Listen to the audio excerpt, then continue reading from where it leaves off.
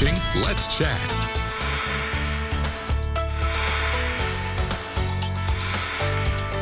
With the owner of the Dream Job Factory, a new business that helps students sort of narrow down their idea of what they might want to do for the rest of their life. Yeah. Thank you so much for being here, Bill Priestley, owner of the Dream Job Factory. Thanks for having me. Thank you. Talk to me about what you do. What is the Dream Job Factory? The Dream Job Factory is for 5 minutes. Where what we do is we try and help, like you said, young people trying to figure out what it is. You got to move CPR too, because there's first one. What it is they want to do, what it is that stimulates them intellectually, what it is that drives them physically, and what it is that keeps them physically there as well.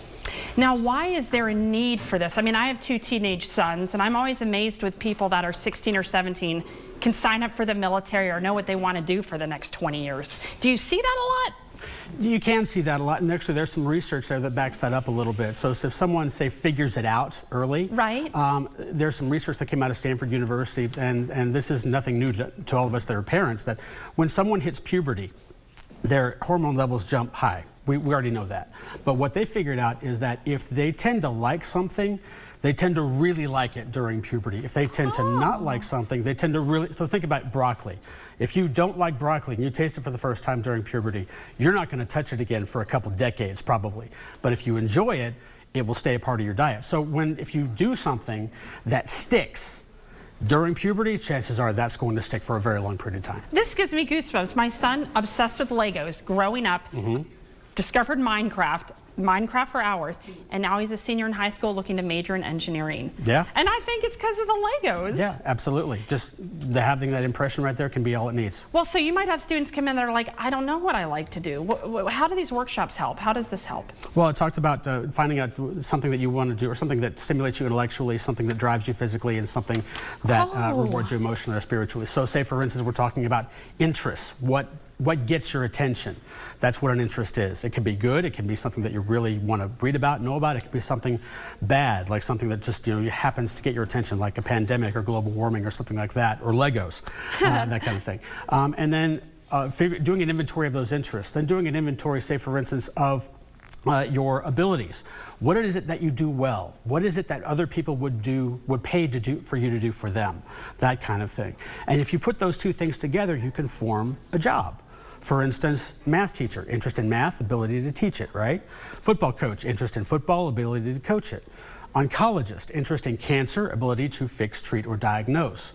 So you can put these things together, and as long as that ability, that verb, if you will, is something that you want to do and that you can do for somebody else, pair that with an industry that you want to work in, that gets you a job that perhaps you really want. And then you figure that in with an audience. In other words, who do you want to work for?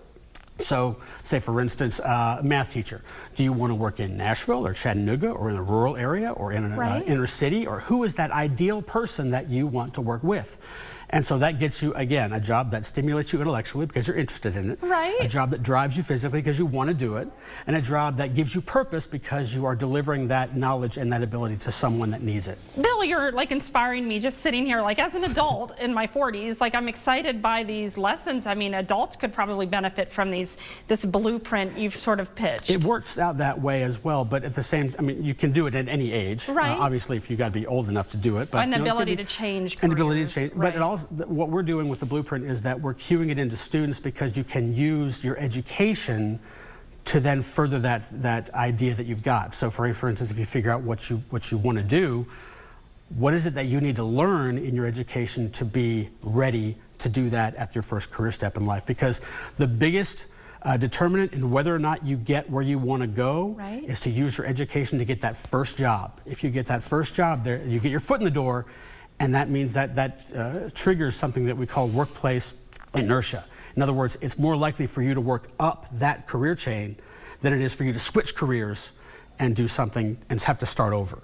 So that gives you your foot in the door, your chance to get into the industry, and your chance to move up into the career that you want. Now, I'm very motivated.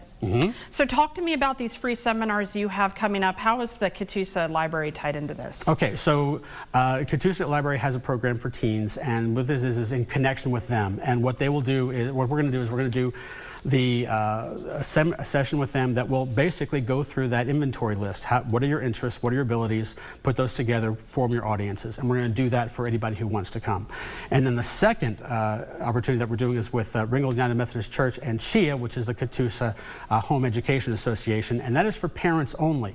In other words, how can you inspire, how can you get your kid to move in a direction towards transitioning towards the life from as an educational person, as a student, to as a working adult with those responsibilities, starting to take on the rent, starting to take on the car payment, that kind of thing, to make them transition into working and progressive adults. Bill, this is so exciting. So where can we find more information? It looks like it's up here at the screen. Facebook page, The Dream Job Factory. You can go to thedreamjobfactory.com. You can also check out the Facebook page at facebook.com/thedreamjobfactory there as well. Well, I wish you all the luck in the world. I'm excited. I'm going to check it out for my teenagers. And thank you for being here today, Bill. Thanks for having me. Dreamjobfactory.com.